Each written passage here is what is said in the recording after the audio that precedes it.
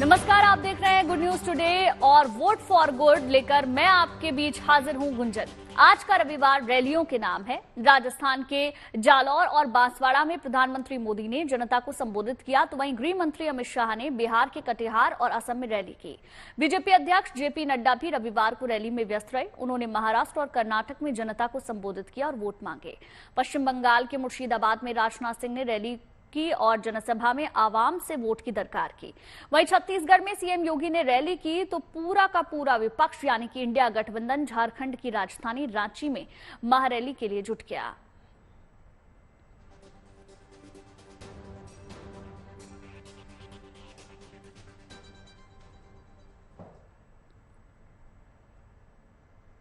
और चलिए अब बात हिमाचल प्रदेश की, जहां के संसदीय क्षेत्र मंडी से बीजेपी उम्मीदवार कंगना रनौत ने जबरदस्त रोड शो किया। इस दौरान उनके साथ पूर्व सीएम व नेता प्रतिपक्ष जयराम ठाकुर भी विशेष रूप से मौजूद रहे। नाचन पहुंचने पर कंगना रनौत व नेता प्रतिपक्ष जयराम ठाकुर का जोरदार स्वागत हुआ। नाचन के चैल चौक में मंडी जिला के बड़ादेव कमरूनाग के जयघोष से अपना भाषण शुरू किया। कंगना ने कहा कि अब हिमाचल से कांग्रेस सरकार को हटाने का समय आ गया है। कंगना ने कांग्रेस सरकार को अधर्मी सरकार की भी संज्ञा दी।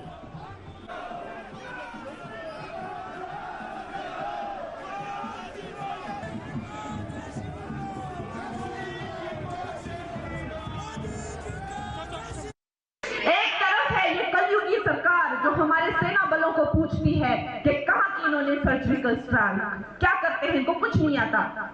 आप मान सकते हैं कि हमारे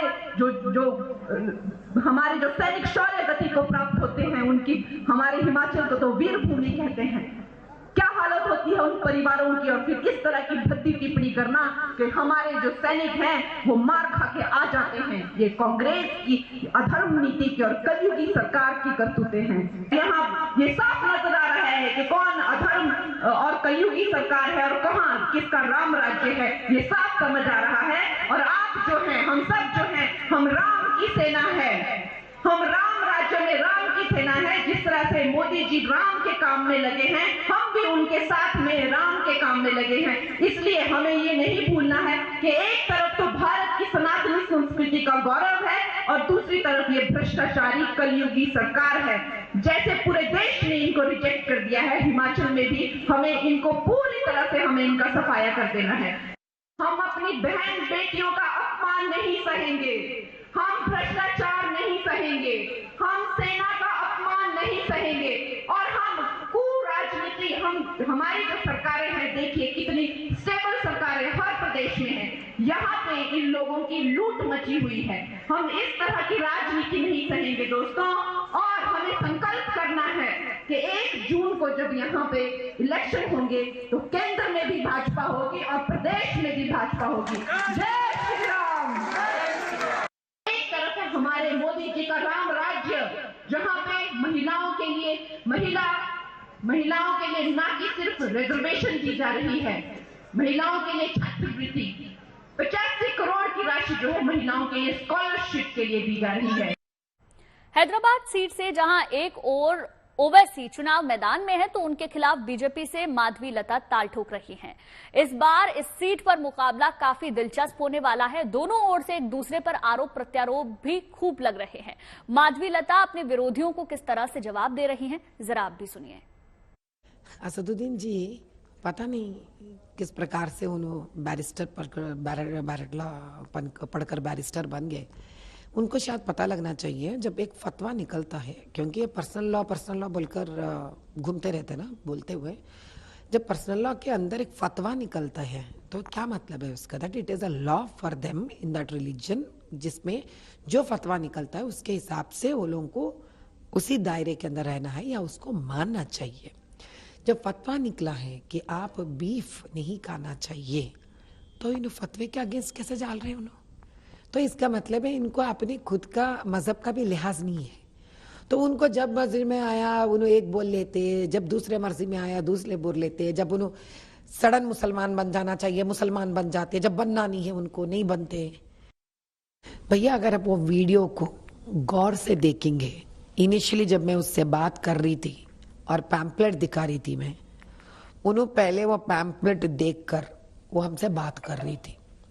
जैसे ही वहां का एक कैमरामैन था, जो ये यूट्यूबर्स हमारे साथ चलते रहते हैं, उसने जब वो कैमरा उनके तरफ फोकस किया तो वो डर गई कि कहाँ उसका सूरत कैमरा में आ जाता, क्योंकि वो हमसे जिक्र कर रहे थे कि जब हम आके कैंपेनिंग करके निकल रहे वहां पर, AIMIM वाले के लोग आकर उनको डरा रहे हैं, डरा के बोल रहे कि देखो अच्छी नहीं रहेगी आपको अगर आप इनको वोट डाले तो, हम चुप नहीं बैठेंगे, आपको MIM को ही वोट डालना पड़ेगा, ये डरा के जा रहे हैं।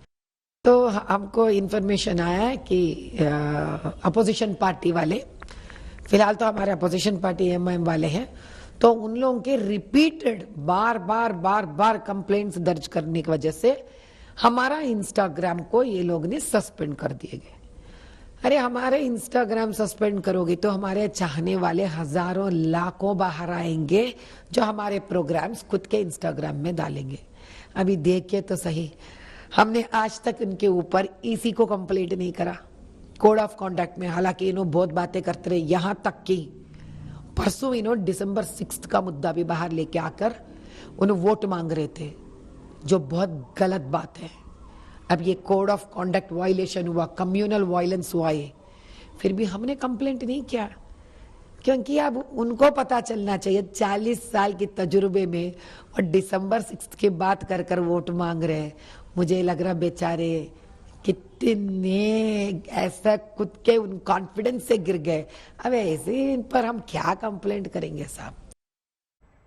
और अब बारी है हमारे सेगमेंट जनता बोले की। नेताओं को लेकर, उनके काम को लेकर, मुद्दों को लेकर देश भर की जनता मुखर है, तो इसी के मद्देनजर जानते हैं जनता क्या बोलती है चुनाव के बारे में। आइए सुनते हैं। देखा जाए तो ऐसे डेवलपमेंट के नाम पे तो डेवलपमेंट हो रही है अपनी जगह, बट वही है कि तेजी, जो दामों में जो तेजी आ रही है ना, उसमें रुकावट नहीं आ रही, वो भी बढ़ते जा रहा है। तो हम तो यही चाहते हैं कि जितने हो सके दाम कमते रहे, मिनिमम में रहे। वो जब बढ़ जाती है ना तो हम लोग की ही पॉकेट में थोड़ी प्रॉब्लम होती है बाद में। बीइंग ए मिडिल क्लास हम लोग को थोड़ी दिक्कत होती है तब।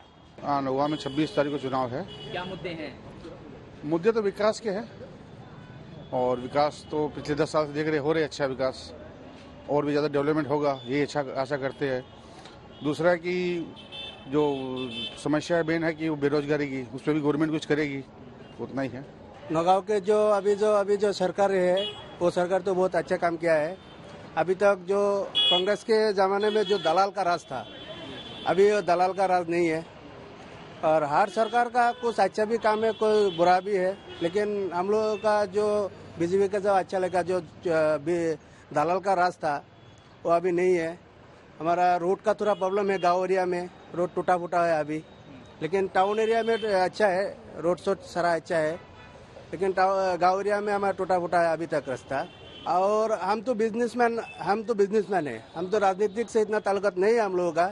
फिर भी हमारा अभी ये सरकार आने के बाद हमारा GST का जो दवा हुआ है वो बहुत जोर से लगा है। हमारा बिजनेस में जो GST का दवा जो बहुत जोर से लगा है। हम लोग दिल से राहुल जी को दिल में बसाए हैं अमेठी वाले। बड़े नेता हैं, इनके खिलाफ जब कोई चुनाव जीतता है ये लोग मौका देते हैं कि अपना काम करे एज ए सांसद। स्मृति ईरानी जी को 5 साल मौका मिला, सांसद यहाँ पे रही, उन्होंने जो काम किया है वो अपने काम के आधार पे वोट मांगेगी। जितना जरूरी हो सकता है आदमी समझेगा, अगर उनको वोट देने लायक तो देगा। भैया आने वाले हैं, राहुल जी आने वाले हैं, पूरी अमेठी खुशहाली के से झूम रहा है कि इस बार अब जो अमेठी के लोगों से गलती हुई थी दोबारा गलती नहीं हुई। और इधर मथुरा में बीजेपी उम्मीदवार हेमा मालिनी के लिए समर्थन जुटाने मथुरा पहुंची उनकी बेटियां ईशा और आहना देओल, दोनों ने सबसे पहले बांके बिहारी के दर्शन किए। फूल बंगले में विराजमान बांके बिहारी के दर्शन कर दोनों बहनें मंत्रमुग्ध हो गईं। दोनों बहनें 10 मिनट तक भगवान बांके बिहारी जी के सामने खड़ी रहीं। पुजारी ने उन्हें अंगवस्त्र भी पहनाए।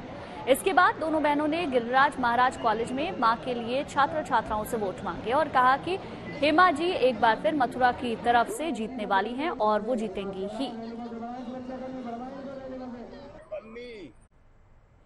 लोकसभा चुनाव के लिए ममता बनर्जी भी जमकर प्रचार प्रसार में जुटी हैं। मालदा में एक जनसभा में वो गाने बजाने के बीच खुद को रोक नहीं पाई। वो नाचती झूमती महिलाओं के साथ खुद भी नाचने झूमने लगी। यही नहीं, उन्होंने वहां नगाड़ा बजाकर भी अपनी खुशी जाहिर की। देखिए 2 तस्वीरें आपकी टेलीविजन स्क्रीन पर। आप देख सकते हैं पहली तस्वीर में किस तरीके से बंगाल की मुख्यमंत्री भी इन महिलाओं के साथ नाचती हुई नजर आ रही हैं, और दूसरी तस्वीर खुशी जाहिर करने के एक तरीके की है, जहां ममता बनर्जी ने खुद नगाड़ा बजाया है। बात 7 समंदर पार से बीजेपी के लिए लगे नारों की। ये गूंज सुनाई दी है जर्मनी में, जहां म्यूनिख में बीजेपी समर्थकों ने चाय पर चर्चा की और कार्यक्रम का नाम रखा चाय पर चर्चा विद मोदी परिवार। लोगों ने यहां मोदी और बीजेपी की जीत के लिए नारे भी लगाए। आप भी सुनिए नारों की ये गूंज जर्मनी से। जर्मनी म्यूनिख से, जर्मनी म्यूनिख से, महाराष्ट्र से मोदी सरकार, गुजरात से मोदी सरकार, राजकोट से मोदी सरकार, जामनगर से मोदी सरकार। नेता चाहे कितनी भी कोशिश कर ले, लेकिन पब्लिक सब कुछ जानती है। अब देखिए हमारा खास सेगमेंट, ये पब्लिक है, सब जानती है।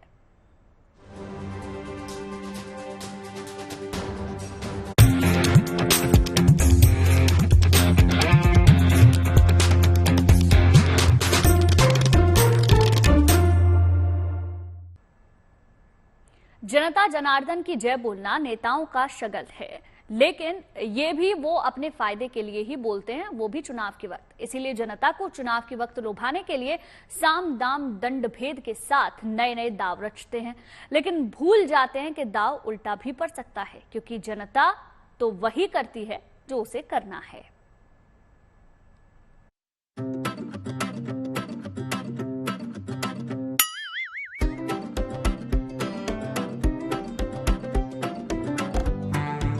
लोकतंत्र में जनता जनार्दन की जय है, लेकिन ये बात नेताओं को चुनाव के वक्त ही याद आती है।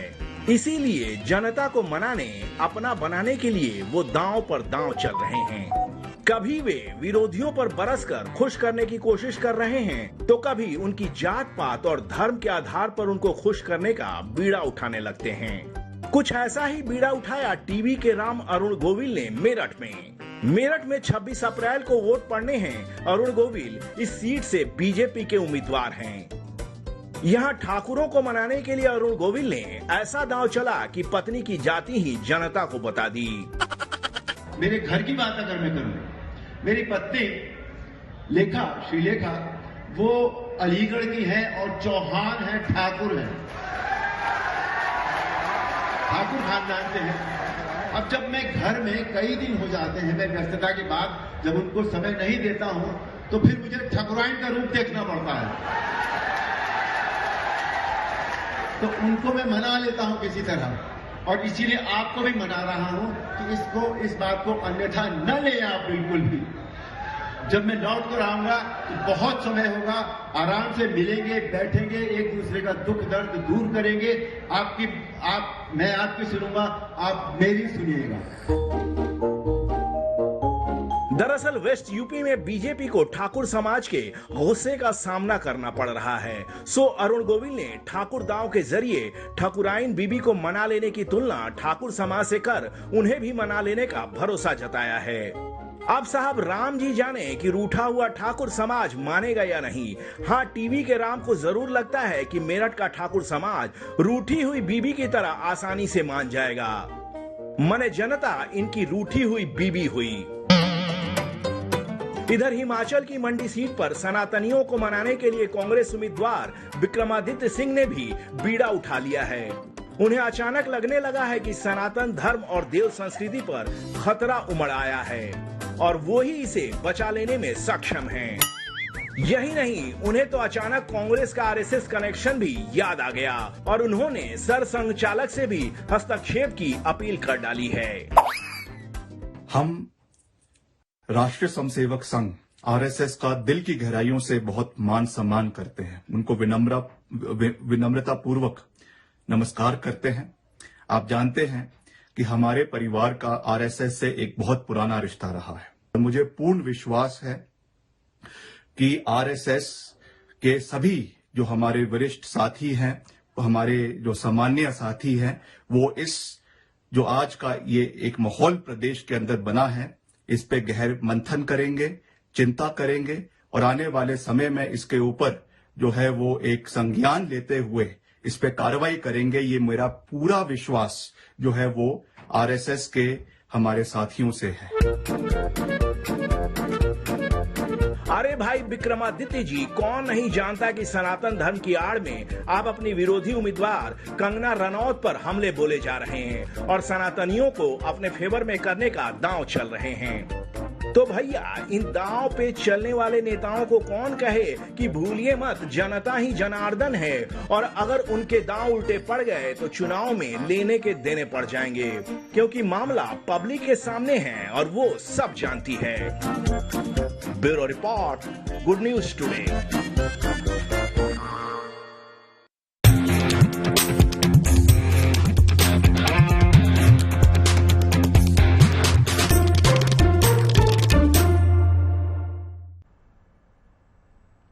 चलिए अब बात करते हैं जमशेदपुर की, जहां गर्मी में पानी की कमी से जूझ रहे गांव के लोग अब गुस्से में सड़कों पर आ गए हैं।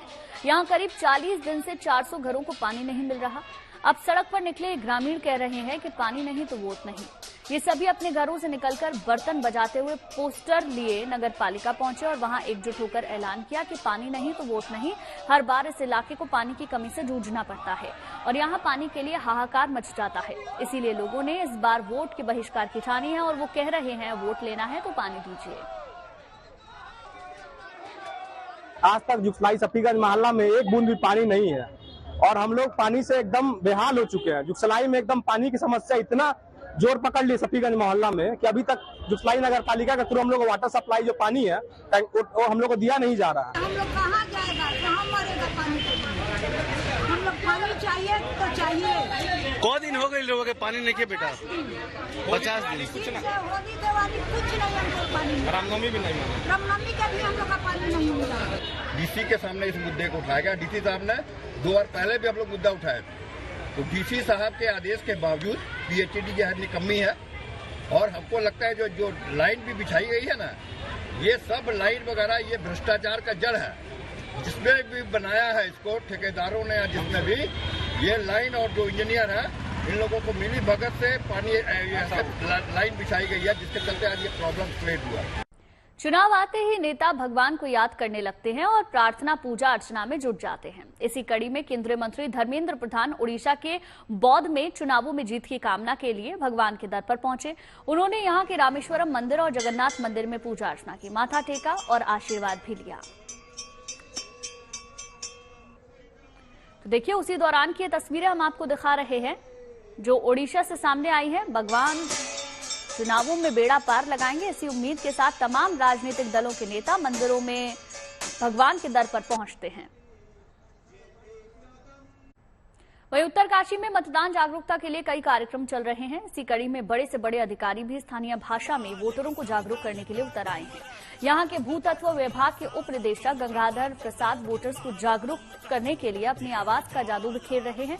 उन्होंने गढ़वाली में मतदाता जागरूकता गीत हिटा दीदो हिटा भूलियो वोट दे के ओला ये गाना गाया है, जिसे लोग खूब पसंद भी कर रहे हैं। इस गीत में वो गढ़वाली अंदाज में युवाओं, बुजुर्गों व महिलाओं को मतदान के प्रति जागरूक कर रहे हैं। साथ ही पहली बार मतदान करने वालों से जिम्मेदारी के साथ मतदान की अपील भी कर रहे हैं। लोकतंत्र को पर्व चक्के सणे मनोला हिटा दीदो हिटा भूलियो चला वोट जोला लोकतंत्र को पर्व। चलिए, इसी के साथ इस खास पेशकश में फिलहाल के लिए बस इतना ही, लेकिन अच्छी खबरों के लिए आप देखते रहिए गुड न्यूज टुडे।